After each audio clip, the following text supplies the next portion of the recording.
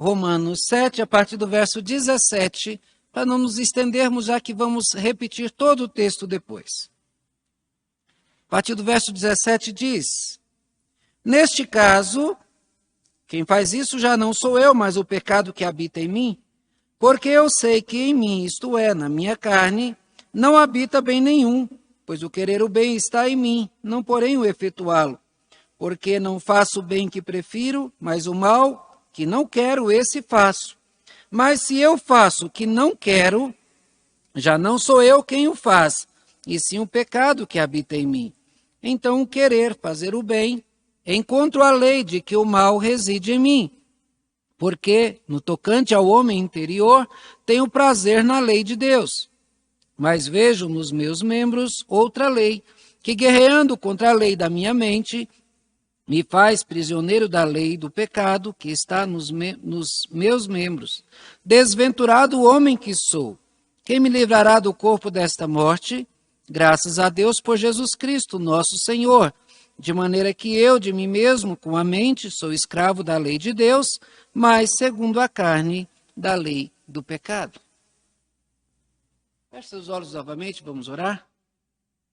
Senhor Deus, nosso Pai, estamos diante da Tua palavra. Ela, Senhor, traz revelações profundas a respeito de nós.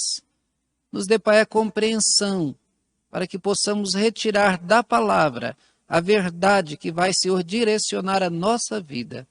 Nós oramos desde já agradecidos, Pai, pelo Teu agir em nosso coração. Oramos, Senhor, em nome de Jesus. Amém. Meus irmãos, antes de nós darmos o nosso próximo passo em relação a esse estudo, é necessário lembrar algo que já foi dito antes.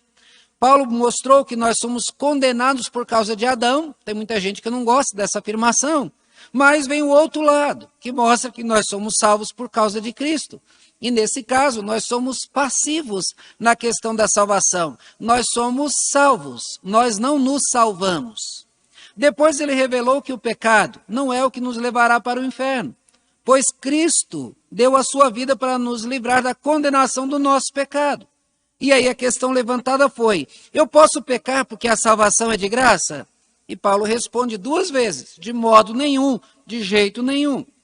Agora ele mostra que nós, por nós mesmos, nós não temos como nos livrar de uma força que nos escraviza, que nos faz fazer aquilo que sabemos que está errado, mas que acabamos fazendo por causa desta força interna que nos escraviza, que nos faz fazer o que sabemos que não devemos fazer. Aí entra o teu exemplo da quarta passada, presbítero Rodrigo, que fala de muitos que dizem: eu não faço, eu estou livre, e de repente volta à sua escravidão.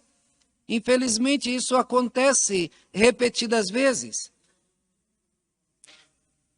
Ela quer, nós vamos falar disso hoje, por isso que eu disse, segura essa informação, porque é isso que vai mostrar. Porque Paulo, nesse capítulo, ele vai mostrar o seguinte: graças a Deus, por Cristo Jesus, porque se eu dependesse de mim para ser salvo, eu estaria perdido. Por quê? Porque tem uma força dentro de mim que não me deixa não pecar. Não é que você quer pecar, mas que quando você percebe, você pecou, você é pecador. Você não está pecador. Não gostamos de que digam que nós somos prisioneiros. Ninguém gosta. Nós queremos ser livres. E esta foi a reação de alguns judeus que creram em Jesus. O texto lá de João 8, 31 e 34 diz: Disse, pois, Jesus aos judeus que haviam crido nele: Se vós permanecerdes na minha palavra, sois verdadeiramente meus discípulos, e conhecereis a verdade vos libertará. E responderam então a Jesus: somos descendências de Abraão, e jamais fomos escravos de alguém. Como dizes tu, sereis livres? Replicou-lhe Jesus: em verdade vos digo, todo o que comete pecado é escravo do pecado.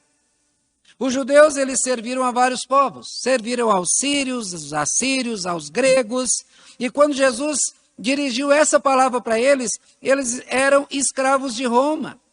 Assim como eles negaram essa realidade, também negaram uma realidade muito maior a que Paulo se refere. O homem peca porque é escravo do pecado. Há uma força interna em todos os homens, e isso nenhum homem escapa, no qual faz dele um escravo do pecado, que somente Cristo pode libertar. Nesse estudo nós vamos tratar desse tema. Os homens são prisioneiros do pecado. Esta é a luta do convertido, de todo convertido. Ele se fortalece no Senhor para deixar de pecar.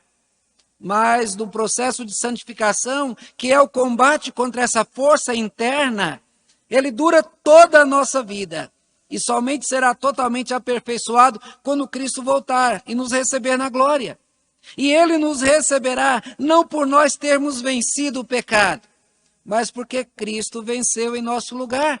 Foi ele que assegurou nessa entrada nos céus. Por isso que nós afirmamos que Cristo é o nosso Salvador.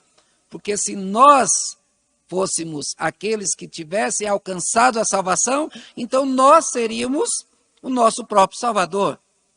Quem venceu essa luta foi Jesus, não foi o salvo. Em primeiro lugar, nós veremos que a conversão nos ensina a servir a Deus de um modo novo. Versículos de 1 a 6 trata a respeito disso. Eu fechei minha Bíblia, está aberto aí, Rodrigo? Vê aqui, abra de 1 a 6, por favor. Vê.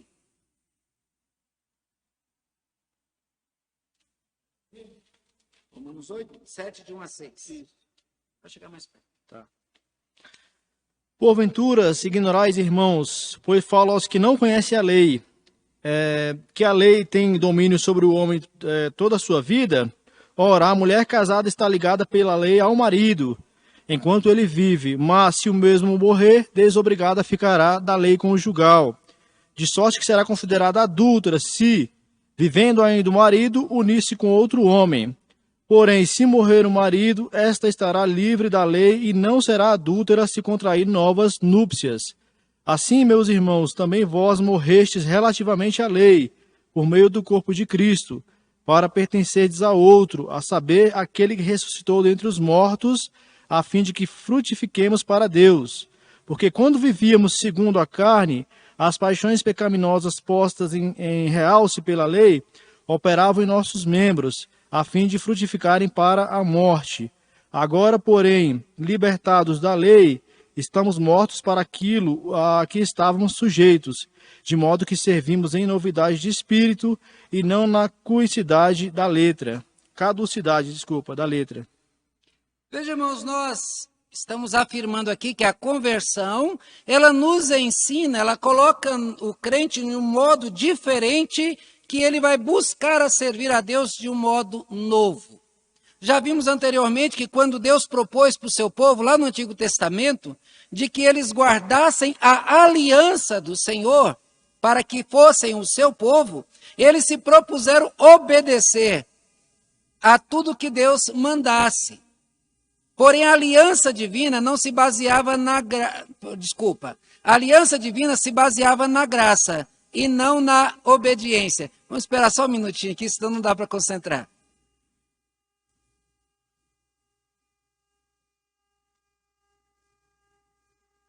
Pronto. A aliança divina se baseava na graça e não na obediência.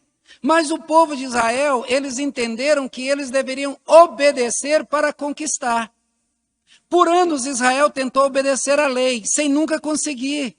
Como não conseguiram cumprir a lei, eles então criaram uma quantidade enorme de preceitos humanos, que eram mais fáceis de serem cumpridos do que a lei. Você quer um exemplo? O catolicismo, por exemplo, está cercado de uma idolatria que eles não conseguem se livrar. E eles são presos a essa idolatria. Mas aí, então, eles criaram preceitos. Por exemplo, sexta-feira da Paixão eu não come carne. Então, eu não como carne, eu sou religioso. Sexta-feira, a Semana Santa não varre a casa. É mais fácil obedecer a esses preceitos. Israel também criou vários preceitos. Haviam 490 preceitos e leis que determinavam tudo o que eles faziam. Só que eles não obedeciam os 10 mandamentos. Na conversão, nós entendemos a necessidade que temos de um Salvador, por conta da nossa incapacidade de sermos totalmente fiéis, como nos é exigido por Deus. Cientes desse triste estado de miséria espiritual, nós nos vimos dependentes do socorro. E nós tomamos consciência que o socorro já nos foi enviado através de Jesus. Como nós não somos capazes de sermos fiéis, o próprio Deus enviou o seu próprio Filho para ser fiel em nosso lugar. Crer e depender dele é o que nós fazemos como crentes. É isso que nos faz crentes. A nossa salvação é garantida pela fidelidade de Jesus. Ele foi fiel e a fidelidade dele foi nos imputada.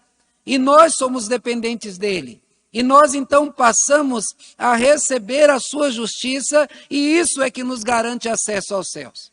Porém, ainda assim, nós não conseguimos ser fiéis. Quantas vezes nós prometemos ser fiéis e quebramos nossa palavra? Nós renovamos os nossos votos de fidelidade e voltamos atrás. Essa situação se repete e nos envergonha. O problema é que nós tentamos fazer como os judeus, que queriam obedecer para conquistar. Com a conversão, nós descobrimos que não seremos fiéis como Deus exige. Fatalmente cometeremos pecados, mesmo que não desejamos praticá-los. Por maior que seja a nossa dedicação e o nosso empenho, nós acabamos praticando algo que ofende a Deus. E isso não é uma área fixa. Porque muita gente fala dos pecados sexuais, mas quando você percebe o que a Bíblia diz, que quem quebra um tio da lei, quebra toda a lei. Então, se você não comete os pecados sexuais, mas mente, você quebrou. Se você comete qualquer um dos outros pecados, você quebrou todos. Então, nós percebemos que por maior que seja a nossa dedicação e nosso empenho, de alguma maneira nós vamos acabar ofendendo a Deus com os nossos pecados.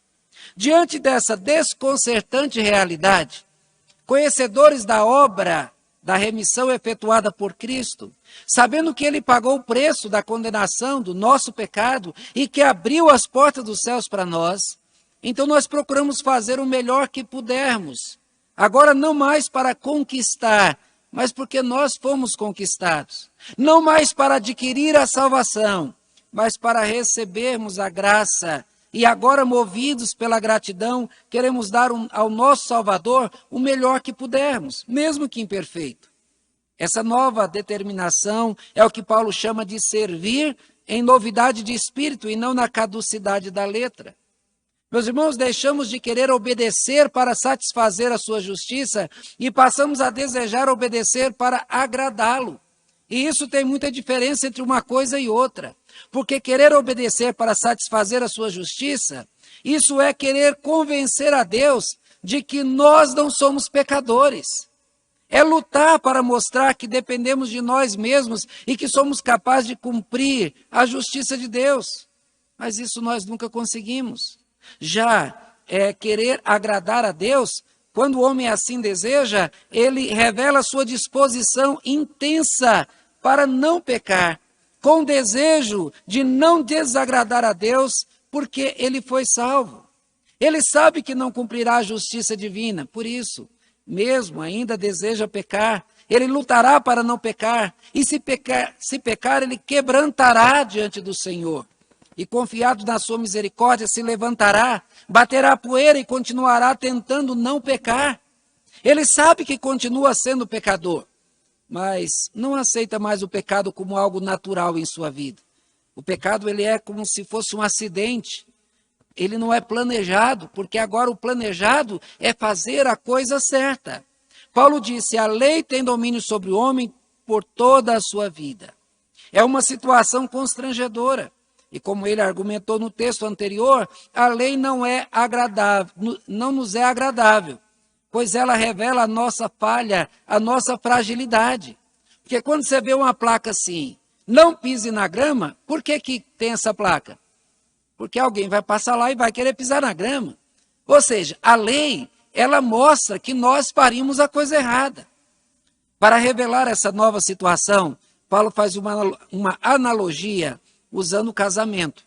Ele diz que a mulher casada está ligada ao marido enquanto ele vive. Se morrer, ela pode casar de novo. E ele argumenta que a lei tem validade vitalícia sobre a vida de quem está sobre ela. Que se faz necessário um acontecimento fora do natural para que ela deixe de ter domínio. No caso do casamento, somente a morte do cônjuge é que possibilita um novo casamento, ou simplesmente libera o cônjuge para se casar de novo. Se o cônjuge morrer, o outro está livre. Caso queira casar, pode casar de novo. Aí Paulo diz que essa alegoria diz respeito a nós. Ele diz assim: assim, meus irmãos, também vós morrestes relativamente à lei por meio do corpo de Cristo, para pertencerdes a outro, a saber, aquele que ressuscitou dentre os mortos, a fim de frutificardes para Deus. Olha, veja bem, ele nos diz que quando Cristo morreu, nós morremos com ele. Então a lei pesa sobre o nosso irmão Eudes, assim como sobre mim. Mas como Cristo morreu, a lei já não pega mais. Já viu alguém ser processado depois de morto? Não tem jeito, ele já morreu. Então, tendo morrido, está livre da lei. Essa morte para a lei não dá ao crente o direito de fazer as coisas contrárias à lei.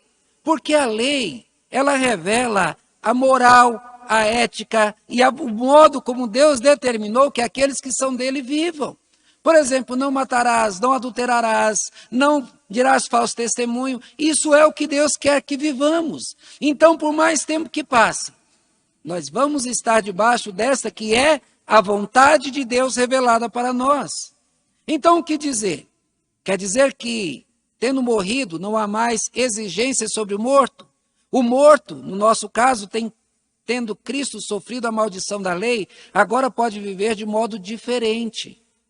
Não tentará mais cumprir a lei com o mesmo propósito anterior, mas agora, como diz o texto, vai frutificar para Deus. Agora ele terá uma nova motivação. Veja o que Paulo diz: porque quando vivi segundo a carne, as paixões pecaminosas postas em realce pela lei operavam em nossos membros a fim de frutificarem para a morte. Na conversão agora então há um novo foco. Entenda. A lei ela mostrava que eu era pecador e revelava todas as minhas fraquezas. Ela não trazia nada de positivo para mim, pois só dizia que eu era fraco, que eu era incapaz. As minhas atitudes eram contra Deus. Eu era motivado a fazer as coisas para mostrar a Deus que eu podia fazer, mas a lei mostrava que eu era incapaz. E por isso, então, ela gerava morte e não vida. É como a gente vê aquelas filmagens no trânsito, que quando tem lá uma placa, um pardal, você vai filmar, você vê todo o carro vai correndo, chega lá, aparece a luzinha vermelha. Por quê? Pisou no freio. E a pessoa fica com raiva, porque tem que diminuir a velocidade, porque ali tem o representante da lei, tem o pardal. É isso que Paulo termina dizendo: agora, porém, libertados da lei, nós estamos mortos para aquilo que estávamos sujeitos, de modo que servimos em novidade de espírito e não na caducidade da lei. Pronto. Jesus Cristo foi obediente no meu lugar. Ele fez o que eu não podia fazer.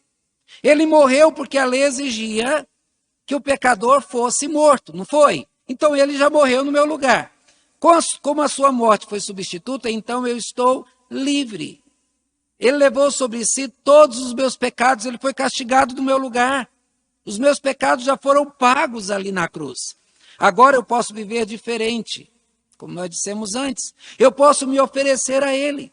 Eu posso tentar agradá-lo sem um peso que me obriga a mostrar que eu posso fazer, quando na verdade eu não posso. Mas agora, ciente de que ele fez por mim, e ele já garantiu que eu não podia fazer, eu vou me esforçar, eu vou me doar.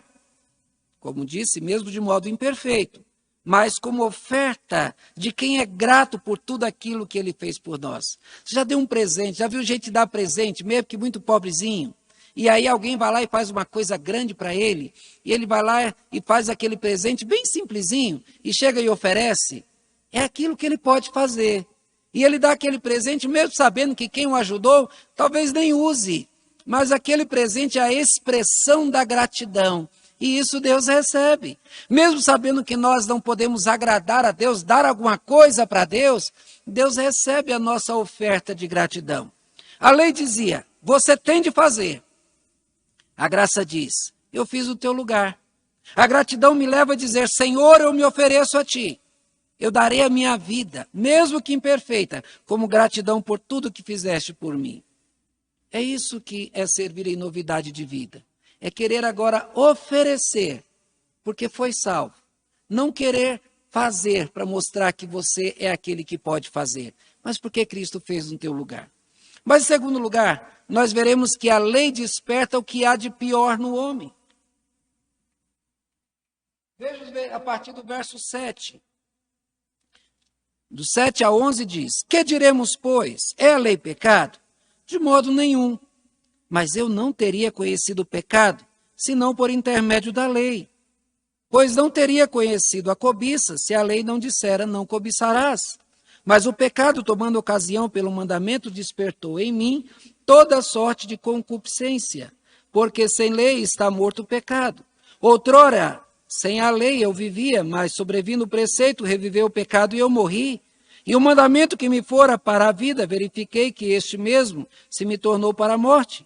Porque o pecado, prevalecendo-se do mandamento, pelo mesmo mandamento, me enganou e me matou. Nossa afirmação é que a lei desperta o que há de pior em mim. Veja, meus irmãos, que tem muita gente que faz isso. Eu tenho uma saúde de ferro. Eu não sinto dor de qualquer mal-estar. Eu posso correr, fazer exercício físico. Mas uma bateria de exames que fiz, o médico achou um negócio estranho em mim. Ele pediu os exames e me assustou com o seu diagnóstico. Ele disse que é perigoso e que a minha vida está sob risco de morte. Maldito exame! E que terrível é esse médico! A minha vida era perfeita. Até que esse médico entrou na minha vida, eu não sentia nada, agora eu estou no pé na cova, já não tenho alegria nem disposição para fazer as coisas que fazia antes. Não tenho mais o bom humor que tinha, agora só tristeza. A culpa disso tudo é dos exames e é do médico que os pediu. Eu odeio esse médico. Esse paciente está correto no seu modo de ver a situação? Com certeza não, mas ele acha que sim. Essa é a realidade da lei na nossa vida. A lei, ela faz um diagnóstico. Ela traz à tona os males que existem na nossa alma.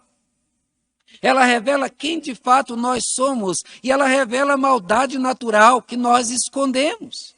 Por isso é que Paulo diz: Que diremos, pois, é a lei pecado? De modo nenhum. Mas eu não teria conhecido o pecado se ela não tivesse, senão por intermédio da lei, pois não teria conhecido a cobiça se ela não dissera, não cobiçarás. O homem pecador julga a lei como sendo ela algo ruim, porque ela revela o que ele tem de ruim nele. Estava acomodado com a sua vida perfeita, sem defeito, até que a lei lhe foi apresentada e ele descobriu os seus defeitos. A sua alma antes era boa, ela se revelou perversa e má. As suas motivações antes louváveis se tornaram maléficas e questionáveis. E por amar demais a si mesmo e não aceitar críticas, então se volta contra a lei, pois ela revelou os seus defeitos. Os nossos atos pecaminosos são às vezes sutis, nem sempre os percebemos.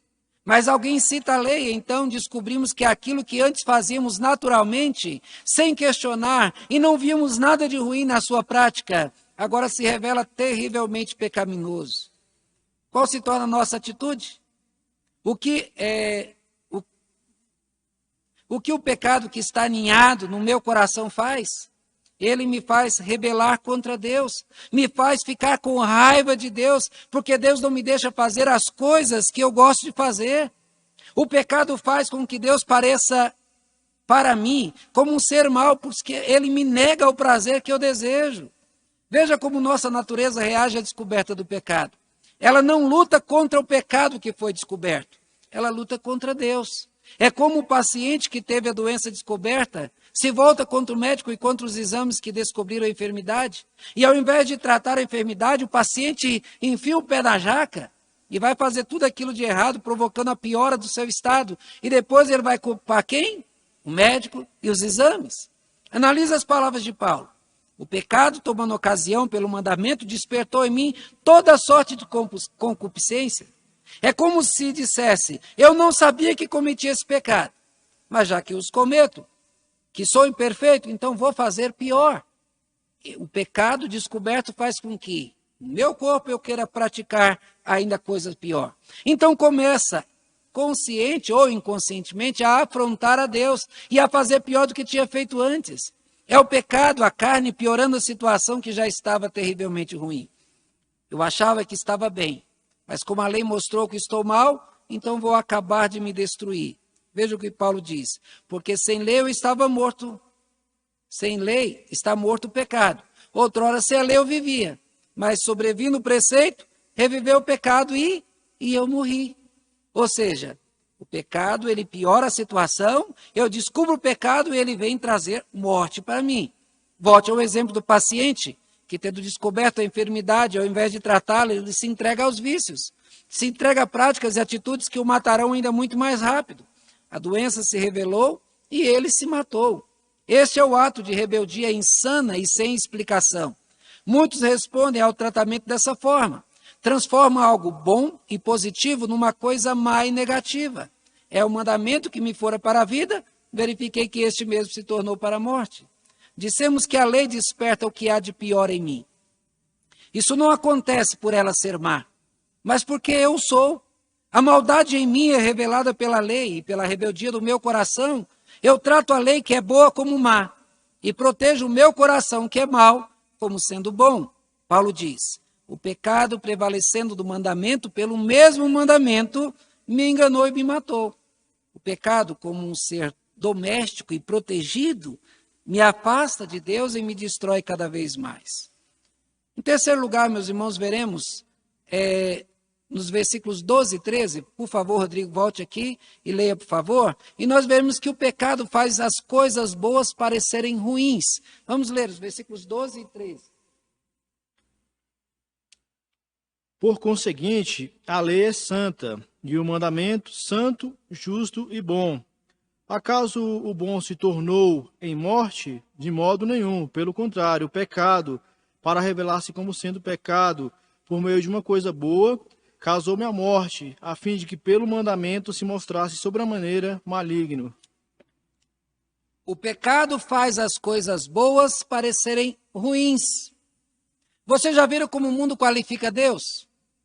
Para eles, Deus é um ser egoísta, odioso, mau e perverso. Para eles, Deus é controlador e mantém todos debaixo do seu cetro. E quando qualquer um foge do seu controle, ele destrói. É a lei, é aquele peso que destrói. Analise o pensamento filosófico sobre Deus e você verá o quanto o seu pensamento caído deturpa completamente o que Deus é de verdade. O amor se torna em ódio. Tem uma série na Netflix intitulada Lúcifer. Muita gente aí já viu. Ela conta a história com E, falsa, mentirosa, do Morning Star. O nome dele em português é Estrela da Manhã, que a Bíblia diz que é Jesus, mas lá na série ele é a Estrela da Manhã, é o Lúcifer. A série conta como Lúcifer foi injustamente lançado no inferno. Logo ele, que é um cara tão bom, amigo, fiel e verdadeiro, e que nunca mente, lá na série. Conta como seu irmão gêmeo, o anjo Miguel, um ser invejoso, mentiroso e enganador, lhe persegue. E constantemente ele fala da sua experiência com Deus, um ser terrível e vingativo.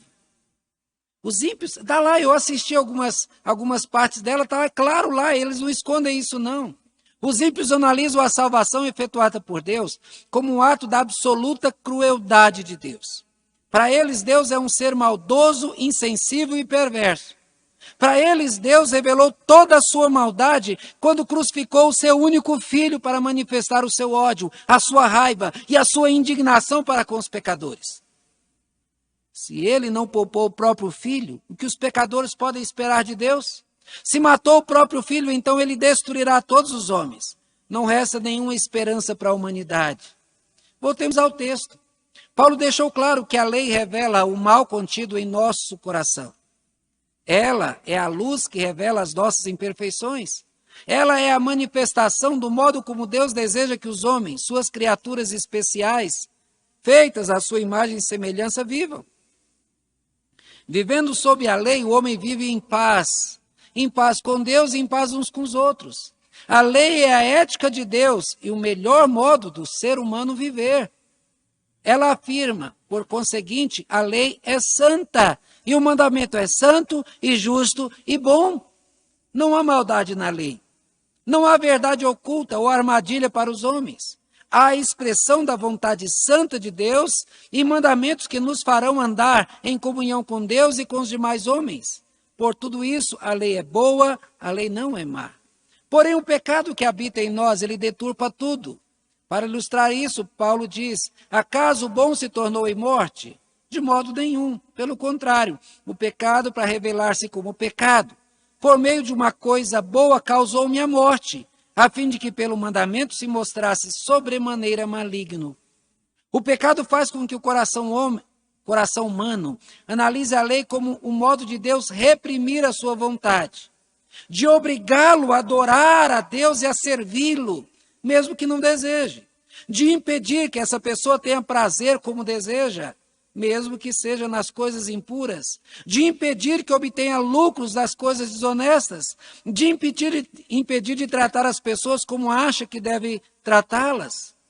O pecado faz com que a lei não tenha nada de bom, apenas a expressão do Deus controlador e terrivelmente mau, que punirá todo aquele que não cumprir a sua lei.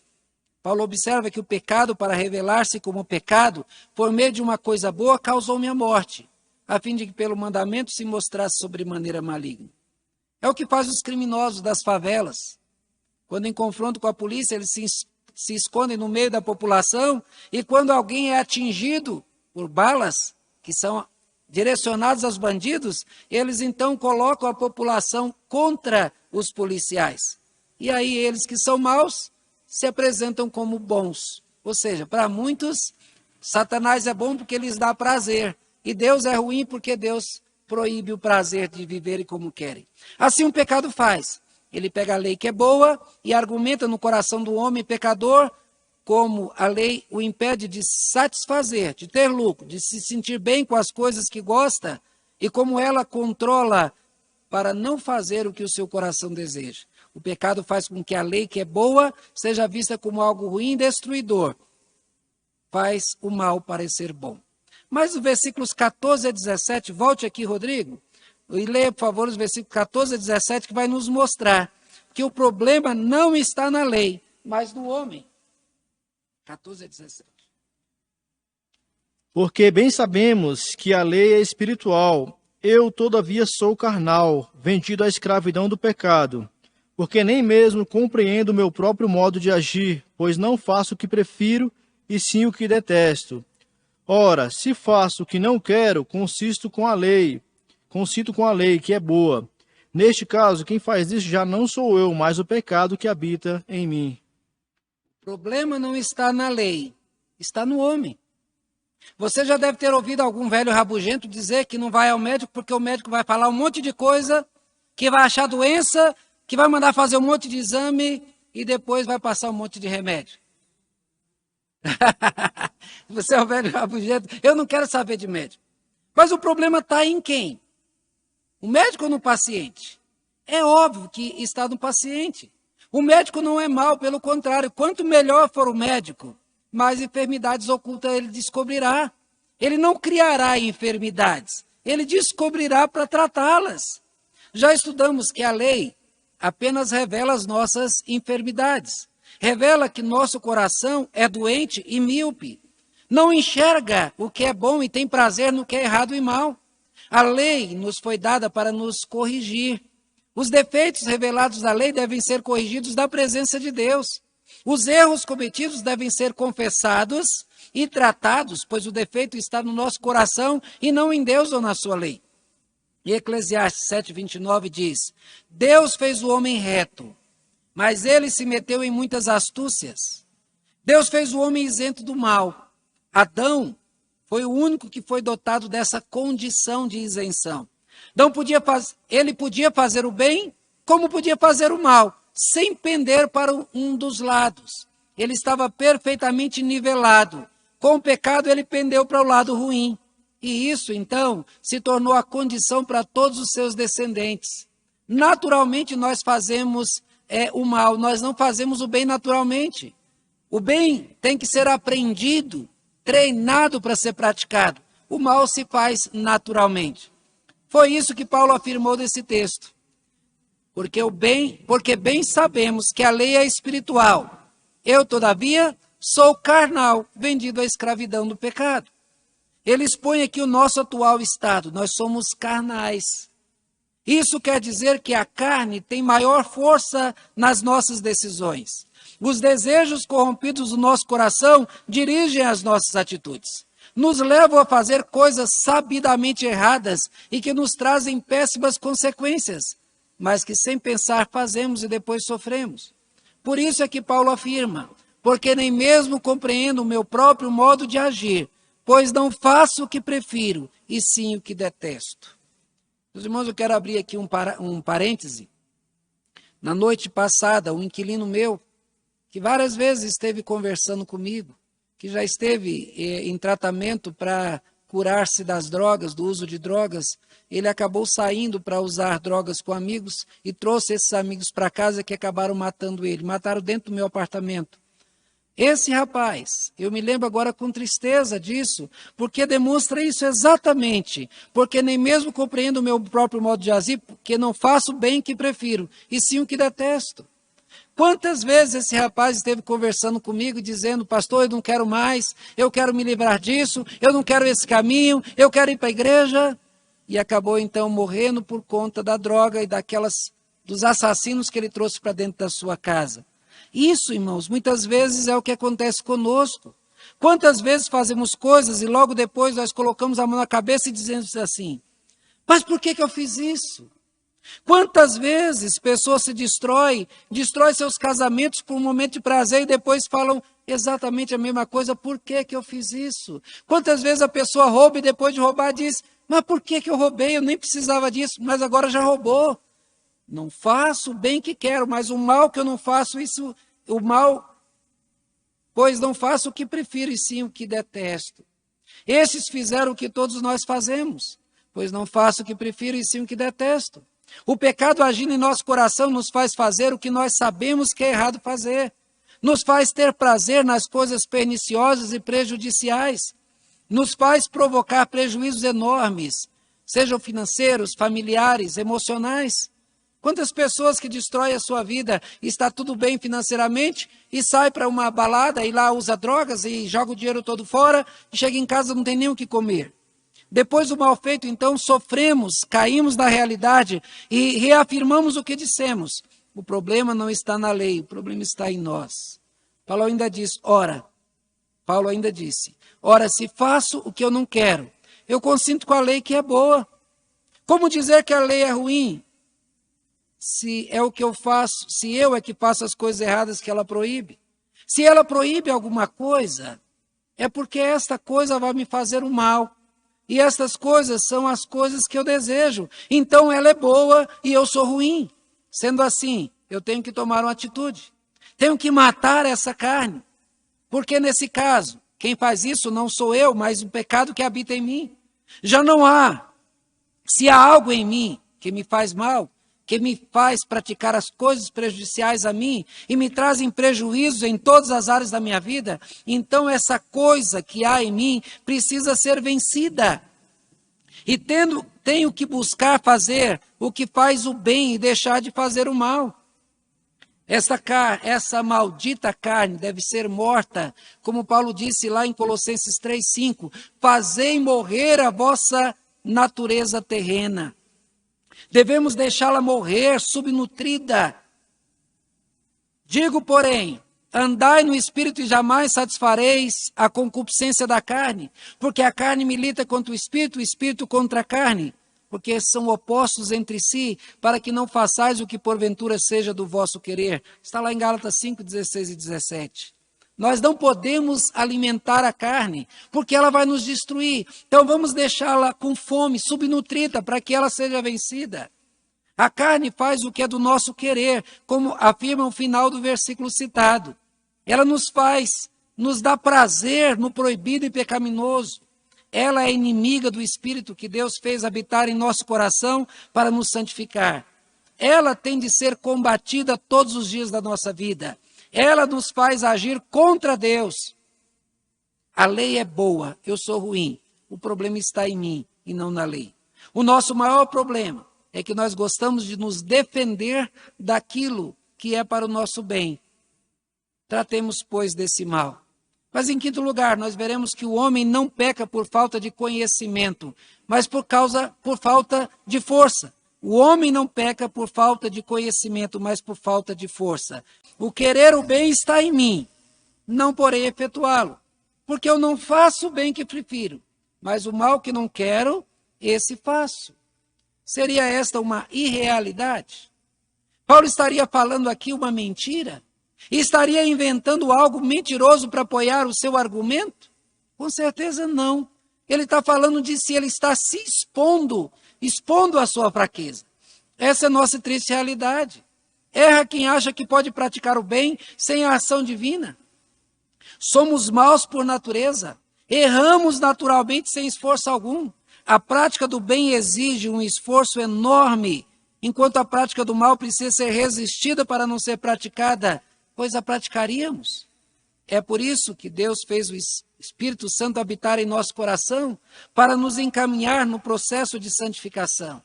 É Ele que nos faz desejar e praticar aquilo que naturalmente não praticaríamos.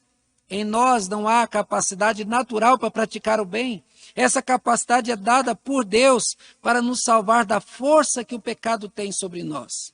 O homem não peca por falta de conhecimento, como afirmamos. Ele peca porque naturalmente é rebelde contra Deus. É rebelde contra o reto, justo e bom. Todos sabem quando erram. A consciência do indivíduo o acusa.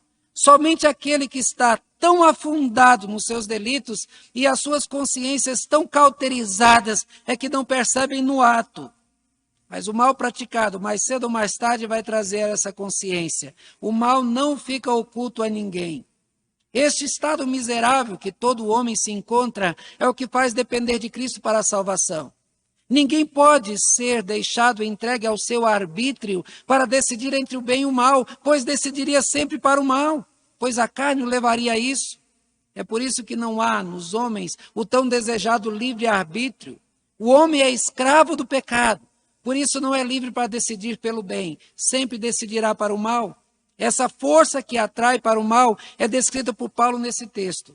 Mas se eu faço o que não quero, já não sou eu quem o faz, e sim um pecado que habita em mim.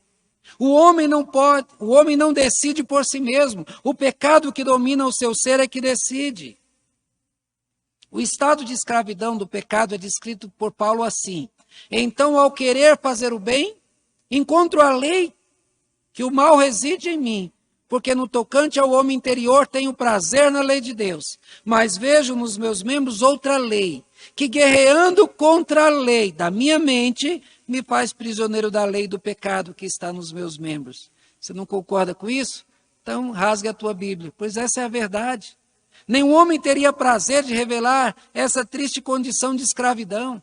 Ninguém gosta de revelar que é guiado principalmente quando essa força é maligna e atua dentro do seu coração. Mas essa é a realidade de todos os homens.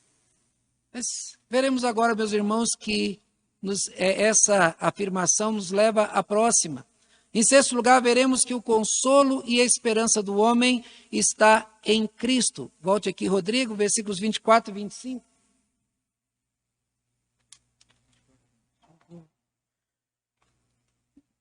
Desventurado o homem que sou, quem me livrará do corpo desta morte? Graças a Deus por Jesus Cristo, nosso Senhor. De maneira que eu, de mim mesmo, com a mente, sou escravo da lei de Deus, mas segundo a carne, da lei do pecado. O consolo e esperança do homem é Cristo e somente Cristo. Por isso que quando nós afirmamos só Cristo salva, não adianta a religiosidade, não adianta boas obras, não adianta nada. Se não for por Cristo, o homem está perdido. O problema do homem ao tratar sobre a sua salvação é não analisar a si mesmo, observando o seu real estado de miséria, que o leva a desejar as coisas más e impuras e odiar aquele que decidiu salvá-lo. Sempre pensam de si mesmos e são muito complacentes com os seus erros e as suas inclinações para o mal. E por minimizar a força do mal em seus corações, pensam que são bons e capazes de adquirir aquilo que somente Cristo foi capaz de adquirir para os homens, porque não teriam condições de adquirir por si mesmos. Ciente desta triste condição, que é nossa também, Paulo dá um brado, um suspiro profundo, uma exclamação de reconhecimento do seu triste estado. Mas também ele mostra aqui o socorro divino recebido em Jesus. O homem sem Cristo está totalmente e irremediavelmente perdido. Não lhe resta nenhuma possibilidade de mudar a sua triste condição espiritual por si só. Observe o estado do seu próprio coração. Observando o estado do seu próprio coração, Paulo exclamou: desventurado homem que sou, quem me livrará do corpo dessa morte? Como rejeitar a graça divina quando ela é a única saída? Como se voltar contra o Salvador, sendo ele o único que pode salvar? Como desprezar os seus atos salvíficos e depender de si mesmo, sabendo que não há bem algum em si para oferecer como moeda de troca na salvação? Por isso é que ele exclama: graças a Deus por Jesus Cristo nosso Senhor. Não graças a mim, mas graças a Deus, que sabendo do mal contido em nós, da nossa incapacidade de nos salvarmos, enviou o seu único Filho para nos dar vida. A sua salvação foi perfeita em todos os aspectos. Ele foi minucioso no cumprimento de todos os requisitos para garantir a nossa salvação. Ele executou o juízo e a justiça divina. Ele fez o sacrifício perfeito, nos substituiu na cruz, de modo que nada restou de dívida para ser paga. Ele pagou pela minha vida e me garantiu a entrada no céu. Por isso é que eu sou um crente. Eu creio e dependo somente e exclusivamente dele para ser salvo. E isso porque, de maneira que eu de mim mesmo com a mente sou escravo da lei de Deus, mas segundo a carne, da lei do pecado. Tenho de reconhecer o meu estado de prisioneiro do pecado, para reconhecer o valor da salvação pela graça. Não posso pensar de mim além do que convém. Tenho que expor o lado feio da minha mente. As pessoas não gostam de confessar os seus pecados, porque mostram o mal que está contido ali. Nós devemos confessar a Deus o nosso pecado, derramar diante dele os nossos defeitos, as nossas inclinações, mas e tudo o que nós temos consciência do mal, do estado deplorável da nossa alma, para nos deixar levar então a graça do Senhor. E para não deixar que o pecado oculte o que nos engana. Cristo deu a sua vida por mim porque sou absolutamente incapaz de conquistar os bens celestes. Eu sou incompetente para oferecer qualquer coisa boa a Deus. Por isso, assim como Paulo, eu dou graças a Deus por Jesus Cristo, pois dentro de mim há duas leis, a lei de Deus e a lei do pecado. O pior é que a lei do pecado revela que sou prisioneiro do pecado. É por isso que Jesus oferece liberdade ao dizer: e conhecereis a verdade, e a verdade vos libertará. João 8,32. O crente é livre em Cristo. Depende dele e unido ao seu Espírito nós somos mais que vencedores. Nele temos todas as bênçãos espirituais de Deus para nós. Graças a Deus em Cristo por tudo isto. Nunca despreze essa maravilhosa graça de Deus. Saber que Cristo garante a salvação não é desonra, é honra para nós. Meus irmãos, nesse estudo tratamos sobre o tema: os homens são prisioneiros do pecado. Nós vimos que a conversão nos ensina a servir a Deus de um modo novo, não para querer conquistar, mas para querer agradá-lo, porque ele já conquistou em nosso lugar. A lei, ela desperta o que há de pior no homem, porque o homem vê a lei como inimiga, porque ela revela o seu pecado. Vimos que o pecado faz com que coisas boas pareçam ruins. O amor de Deus revelado na morte do Filho dele em nosso lugar o pecado faz com que Deus pareça mal. O problema não está na lei, mas no homem. A lei, ela diz o que é, e o homem, tendo o seu pecado revelado, se volta contra ela. E o homem não peca por falta de conhecimento, mas por causa de força. Sendo assim, o consolo e esperança do homem está somente em Cristo. Esse texto nos foi dado para que abracemos com mais vigor a graça divina. Louvemos a Deus por Jesus Cristo, que é o nosso Salvador. Meus irmãos, esse é um dos textos mais fortes. E nós vamos estudar no próximo estudo a respeito de não há nenhuma condenação para aqueles que estão em Cristo. Não tem como ter condenação. Então, se você quer ler antecipadamente, comece a ler o capítulo 8. Leia com atenção a primeira parte, a primeira perícope, e nós vamos estudá-la, então, no próximo estudo. Amém?